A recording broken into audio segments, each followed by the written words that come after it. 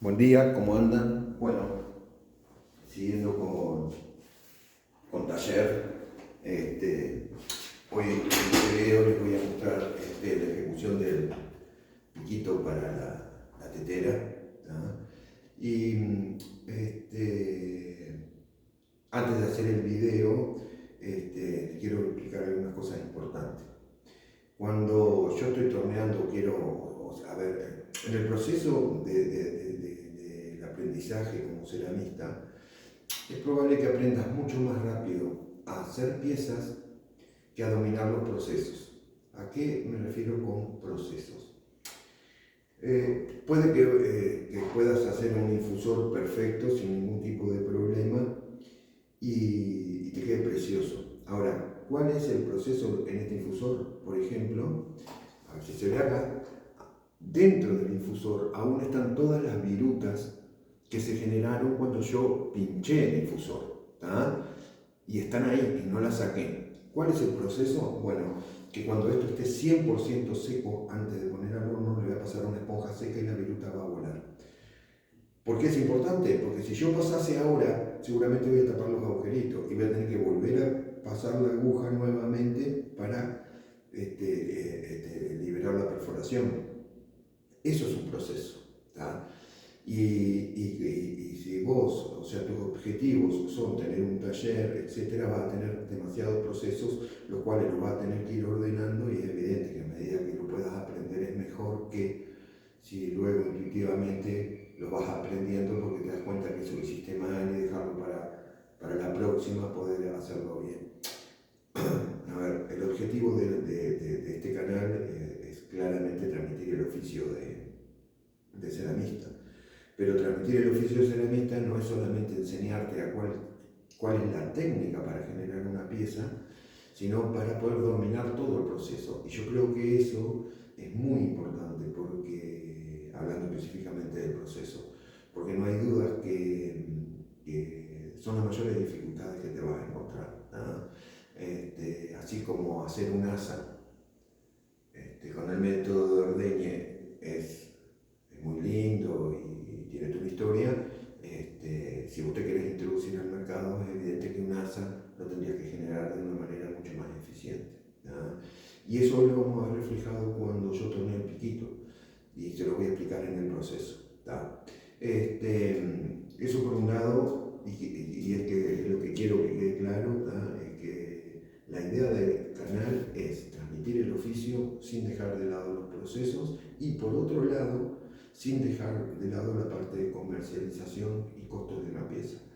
Porque yo creo que generalmente, con la cantidad de alumnos que he tenido, que han empezado sus proyectos, siempre me he dado cuenta que son los dos problemas que más que generar una pieza que estéticamente está a buen nivel para introducirla al mercado, se han encontrado con el problema de resolver los procesos de manera adecuada para que no sea más trabajoso el proceso que generar la pieza, ¿no?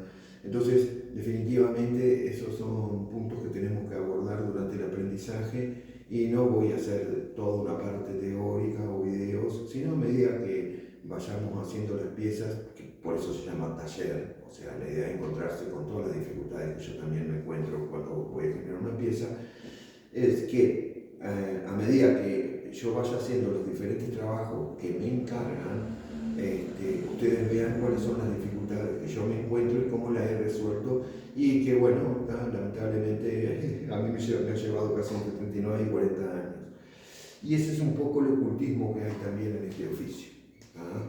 O sea, me consta de primera mano de que realmente, de hecho he tenido sugerencias poco éticas de que no transmita todo porque uno nunca sabe dónde está el competidor. Y yo no soy creyente de eso, yo creo que uno es competidor de sí mismo, y a medida que uno va mejorando en el oficio, tu cerámica se hace irrepetible.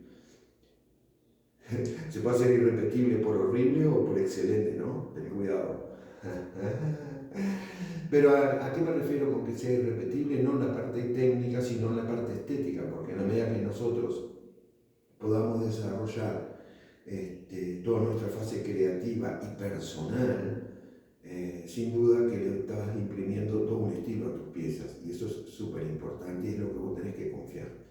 Entonces, esa parte va a ser muy innata de cada ceramista, y después toda una parte técnica la que vas a terminar adquiriendo, ¿ah? Después, con respecto a la inspiración, bueno, yo creo que la inspiración uno la encuentra en todos lados, porque vos podés generar tu estilo, pero la inspiración no hay duda que la vas a generar desde una tarde de caminata hasta 30 minutos de Pinterest. Y en realidad uno en el inconsciente se va alimentando de todas estas experiencias, y sí, yo estoy muy de acuerdo en que cuando vos te alimentás de estas experiencias, lo que estás haciendo es luego volcando toda esa experiencia, ese amor. Por eso yo hablo del amor en el hacer la pieza, no para vender el amor, sino para generar el producto, que en primera instancia, y como lo más importante a tener en cuenta, es altamente gratificante, sino que después vas a generar tu propio estilo, ¿no? Entonces, también hay que buscar la inspiración, inclusive en vivencias, en personas, en relaciones personales. Y bueno, como yo siempre digo, o sea, mi canal y mis videos no están guionados de ninguna manera, y es evidente que no puedo dejar de ser espontáneo, como lo he sido siempre en mi vida, y si voy a hacer videos, sí me voy a permitir la libertad de expresarle todo lo que yo creo que lleva este producto final, que frívolamente puede parecer una linda tetera, pero creo que en realidad es el producto de múltiples vivencias y maneras de llevar adelante el oficio, ¿no? Entonces, hablando de estilo, etcétera, ustedes ven que si ustedes miran el cuerpo cerámico, hay dos aspectos importantes que yo he notado. Es que cuando yo voy a diseñar una tetera, el cuerpo sería prácticamente pasa desapercibido en una tetera, ¿ah? Pero hay tres puntos extremadamente importantes: la tapa y el tipo de tapa. Yo podría haber hecho una curva convexa, una curva cóncava. En esta tapa la hice plana. Después si bien la forma del asa prácticamente diríamos que son iguales, más allá de pequeña variación, podría haber puesto un arito acá.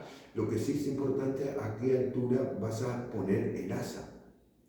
Eso le va a dar mucho carácter a la pieza, ¿ah?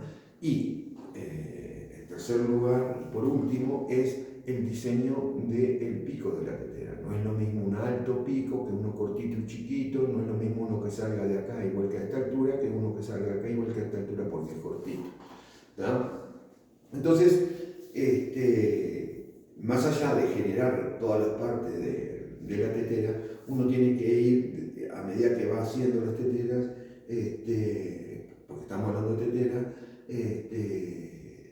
en el proceso lo que uno tiene que ir generando es esa estética que te permita volcar toda esa parte creativa que tenés. Por eso es que cuando a mí me piden 10 teteras iguales, no las hago. O 15 o 20 o 4 iguales. Realmente no las hago. Porque es un proceso, primero, altamente satisfactorio poder generar un producto como una tetera, usando todo tu potencial con respecto a la creatividad e inspiración. Y por otro lado,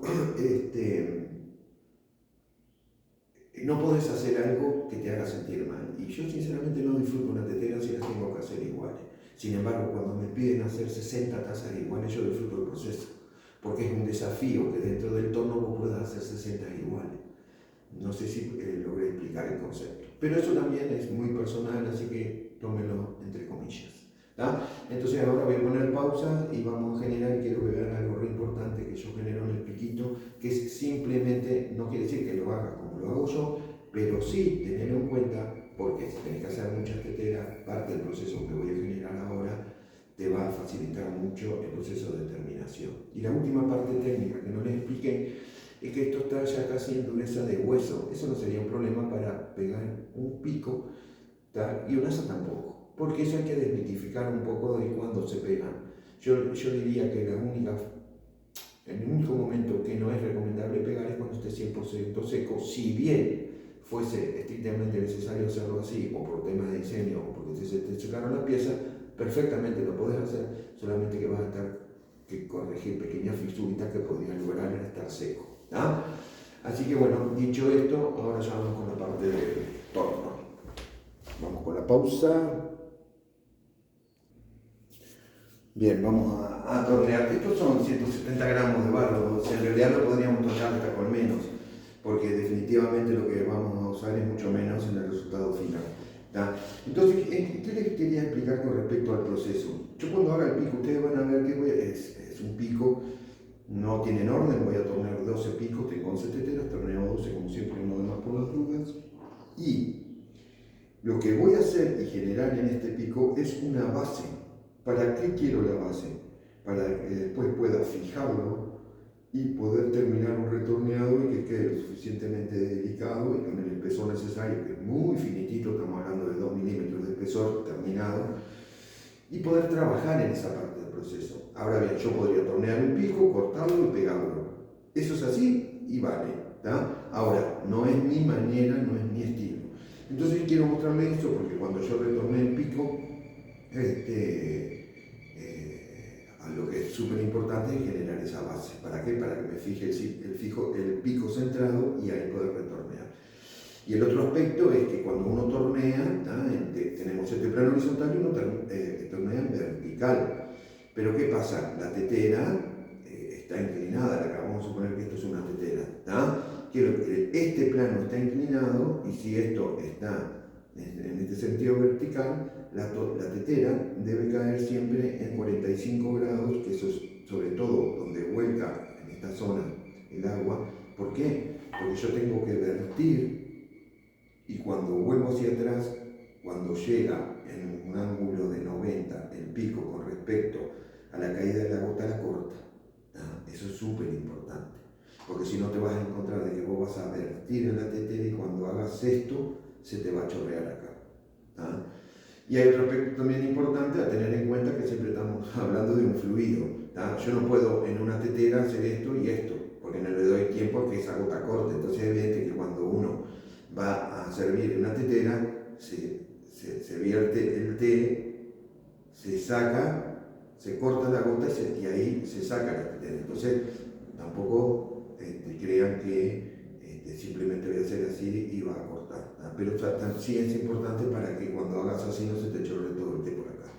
Entonces esos aspectos los vamos a ver. Yo voy a estar trabajando en un plano horizontal, el cual luego en diagonal, en 45 grados, voy a generar ese corte para que cuando lo pongo en la tetera, van a ver siempre un corte en 45. Más allá del diseño que puede engañar, pero lo ideal es que el pico siempre esté en 45 grados. Creo que fui claro con esto, no lo quiero repetir, pero si no me lo dejan en los comentarios lo vuelvo a explicar. Así que vamos a tornear con esto.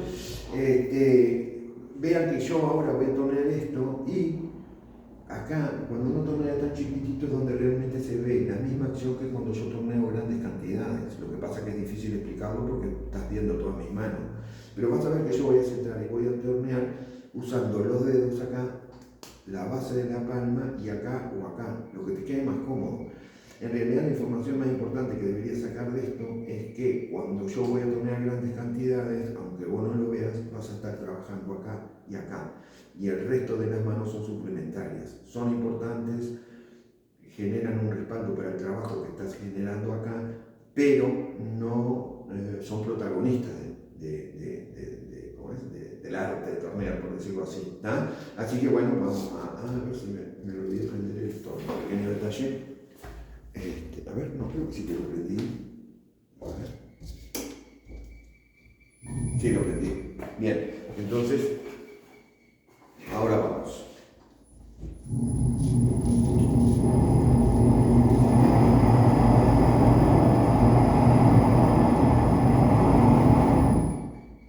Bien, como ven, bueno, en un segundo me permita con el acelerador que está tocando. Ahí está, bien.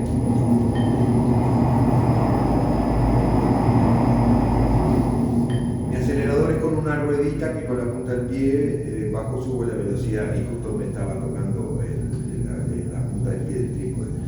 Bueno, como ven, habíamos hablado que tenemos que generar una base de barro acá para trabajar el pico y el resto lo vamos a usar en la parte inferior.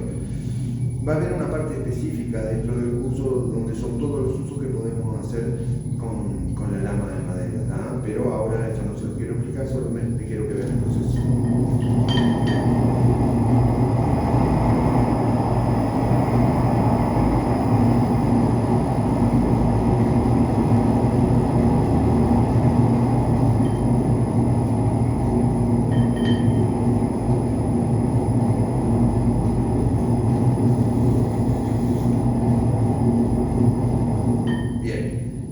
¿Esto es necesario? No, pero yo invertí 4 segundos para hacer esto, que después me van a ahorrar 40 minutos en el retorneado en pico para darle la terminación que quiero. Entonces, con estas, ustedes vieron que muchas veces se tornea con toda la pella completa. Ese estilo es valedero y sirve, y es súper eficiente. Vos definís cuál es el que se ajusta más a el tipo de producto y el resultado final que tú quieras generar. Entonces ahora, bueno, vamos a trabajar en el piquito.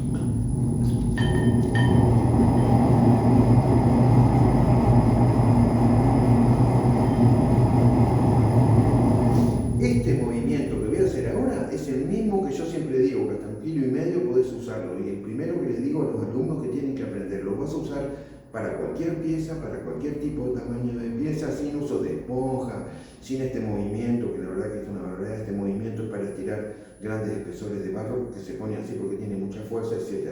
Lo importante, este movimiento lo tenés que controlar, es el primero que tenés que controlar.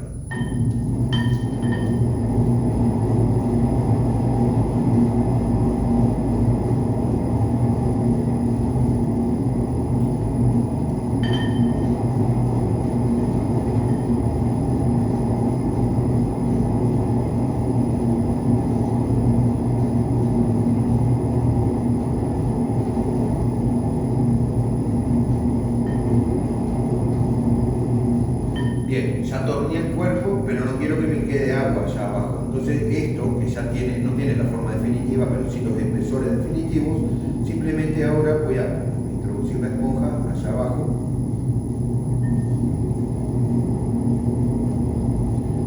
Ya me quedó seco, entonces recién ahora sí voy a trabajar en lo que yo considero que va a ser el pico definitivo.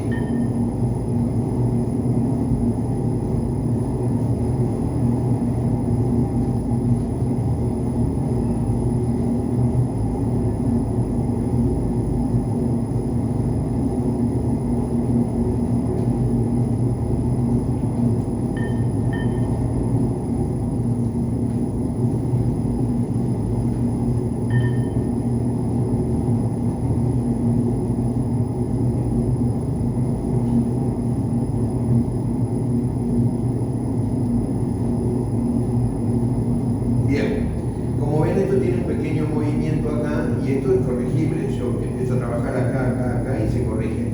¿Por qué aparece este movimiento? Porque cuando menor diámetro es el pico de cualquier pieza que haga, cualquier diferencia en el ascenso se va a ver reflejado acá. Este movimiento, 10 centímetros prácticamente no le ves y en 20 no existe. Ahora, ¿podés corregirlo? Sí, podés empezar a trabajar acá, etcétera, etcétera, ir corrigiendo con esponjita, lo que fuera. Como siempre digo, es importante ser económicamente sustentable en el tiempo, porque eso se va a ver reflejado en el costo final de tu pieza. Así que simplemente vamos a usar la agujita con el mismo criterio que cuando está en el video de asas, simplemente lo pones acá. Y ahí ya corregiste ese problema sin nada de trabajo, ¿no? Entonces ahora sí voy a terminar el pico y ahora sí puedo empezar un poquito con la esponja porque ya estoy trabajando en el diseño, ya está torneado. Le voy a dar un touch final acá. Fíjense que ni siquiera mojé las manos, es simplemente enseñarle al barco que tiene que recorrer otro camino para cambiar totalmente el diseño de lo que va a ser el pico de esta tetera. Entonces, bien, esto ya está bien torneado, está centradito.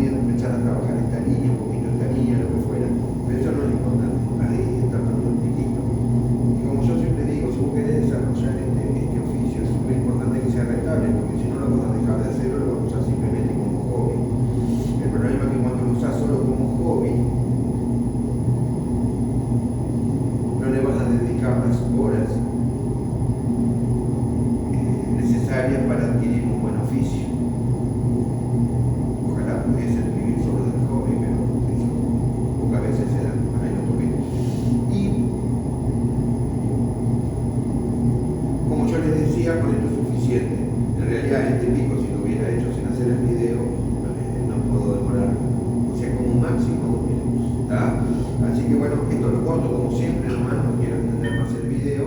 Y bueno, nos vemos ahora en el proceso de retorneado, corte y pegado de ese piquito. Bueno, les dejo un abrazo y que pasen bien.